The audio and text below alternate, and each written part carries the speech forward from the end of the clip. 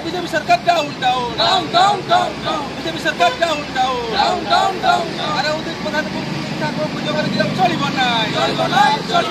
राष्ट्रीय स्वयंसेवक संघर मुख्यंक विवादीय मंतव्य को केन्द्र करी छात्र कांग्रेस तरफ सांविधानिक पद्धति रे गत 30 तारिख में छात्र कांग्रेस राज्य सभापति नेतृत्व में विरोध प्रदर्शन करा जायथिला। मात्र नुआ रूपरेख और मिथ्या अभियोग रे छात्र नेता मानकु विरोध करा जायछि। एहाकु विरोध करी मंगलवार अनुगुल जिला छात्र कांग्रेस तरफ जिला आरक्षी अधीक्षक कार्यालय सम्मुख में विक्षोभ प्रदर्शन करा जायथिला। संविधान और जातीय पताका विरोधी आरएसएस को ब्यान करने सह तुरंत छात्र कांग्रेस राज्य सभापति उदित प्रधान और अन्य मानकु हाजतरू मुक्त करान गले देश में आईन श्रृंखला परिस्थिति सृष्टि होब। अनुगुल गस्तरे आसुतुबा उभय राज्य और राष्ट्र नेतृवृंद को छात्र कांग्रेस आक्रोश और विरोधर सम्मुखीन होबाकु पड़िबो। एथिपाई उभय राज्य सरकार और पुलिस विभाग दायी रहिबे बोली छात्र कांग्रेस तरफरु कुआ जायछि।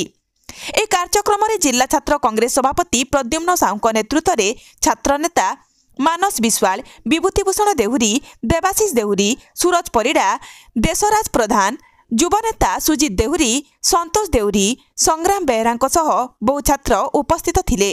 गत 30 तारिख दिन राष्ट्रीय स्वयंसेवक संघर मुख्य मोहन भागवत ओडिशा गस्तर आसते।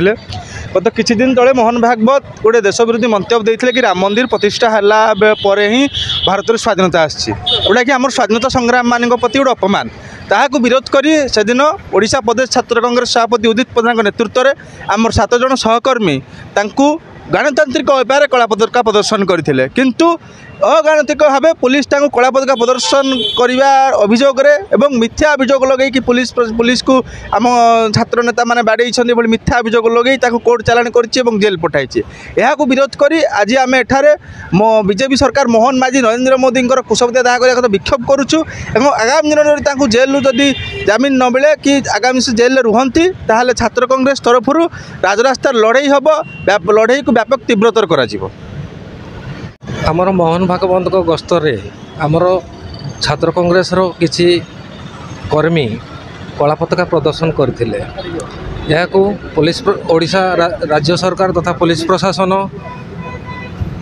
मिसिकी आमर राज्य सभापति छात्र राज्य सभापति उदित प्रधान को जो भली भाव में अगणतांत्रिक हिसाब से जमी आरेस्ट करिसेंती यार जदि सरकार किसी पदक्षेप न नियंती आगामी दिन में छात्र कांग्रेस तथा युव कांग्रेस कर्मी मैंने रास्ता को ओह्लैबे और यहाँ जोरदार विरोध करेंगे।